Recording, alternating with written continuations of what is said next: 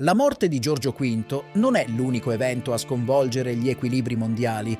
In Europa, leader politici come Mussolini, Valois e Beria hanno tenuto un incontro nella città di Birmingham per realizzare una nuova ideologia chiamata totalismo, ovvero raggiungere lo Stato socialista attraverso l'identità nazionale, senza la necessità del sistema democratico. Questa ideologia ha subito numerose critiche dalle altre correnti di pensiero, sostenendo che questa idea di socialismo è una via verso il totalitarismo. Oswald Mosley è il primo ad espandere l'idea creando il suo manifesto. In Canada, Edoardo VIII è pronto per il suo primo discorso da re. Ciò darà un segno di sicurezza per i canadesi e i migranti inglesi. Prima della sua incoronazione, però, ha ricevuto una visita inaspettata dal Trans-Amour, precisamente da rappresentanti di Alexander Kolchak, che hanno riferito ad Edoardo il sostegno che suo padre ha dato a Kolchak nel 25. Hanno ribadito che questa volta le tattiche del generale trionferanno. Ma prima di tutto c'è bisogno del supporto dell'intesa. Nessuno dei consiglieri di Edoardo vuole dare piena fiducia alle ambizioni del Trans-Amour. Ciò potrebbe costare caro a Sua Maestà, con il rischio di essere deposto. Il re perciò va cauto, scegliendo di dare rifornimenti militari a Kolchak in un periodo limitato. Dopo l'incoronazione di Edoardo, i governi delle ex colonie britanniche organizzano una conferenza ad Ottawa per discutere del destino dell'impero britannico per il 23 gennaio 1936, al fatidico giorno. La direzione dei governi post-imperiali è chiara. Bisogna unirsi per tenere stabile le ultime scogliere dell'ex impero. Edoardo, giorni prima, aveva avvertito il primo ministro di non parlare di ostilità verso il sindacalismo, perché poteva rischiare un aumento delle tensioni. In Cina, dopo l'intervento tedesco in Asia nel 1926, che ha ad un trattato a Nanchino a novembre dello stesso anno. Le maggiori trattative commerciali sono state fatte solo nelle città più ricche in mano alle nazioni più potenti che ne hanno garantito l'indipendenza. Queste città-stato sono state da sempre oggetto di influenza, soprattutto tra Germania e Impero britannico. Visto che le economie stanno fallendo, anche il Canada soffrirà di queste crisi.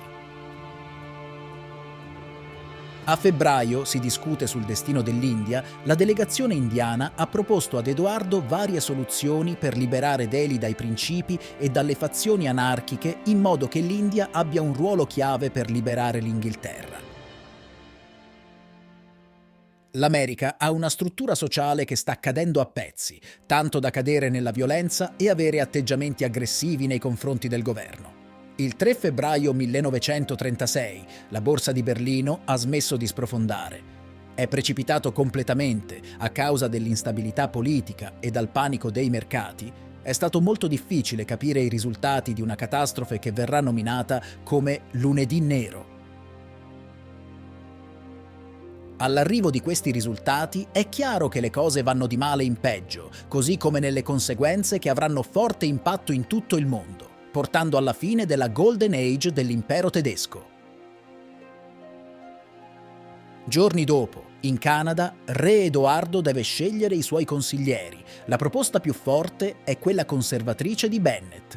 Dato anche i favori alla corona durante il dominio di Giorgio e gli ottimi risultati a Delhi, Edoardo approva la visione del partito Tory. Il primo discorso del re ha raggiunto tutte le parti dell'impero, mostrando un atteggiamento di sfida nei confronti delle fazioni sindacaliste mondiali. Si pensa già da subito alla gestione delle risorse e ai piani di liberazione, ma soprattutto un commissario speciale per l'intelligence. La prima grande decisione di Edoardo riguarda la difesa nei confini americani. Data dalla violenza politica a sud, ciò vale per tutte le fazioni dell'esercito. In Russia, il Senato russo discuta di una mozione per la reintroduzione degli Okranka, la polizia zarista segreta. Questa mozione ha due facce. La prima riguarda la sicurezza dopo l'assassinio di Kerensky e la seconda riguarda la paura che possa essere usata per le purghe da parte delle fazioni più rilevanti del Senato. La Francia, il paese che guida la fazione sindacalista. C'è un evento importantissimo, riguarda le elezioni.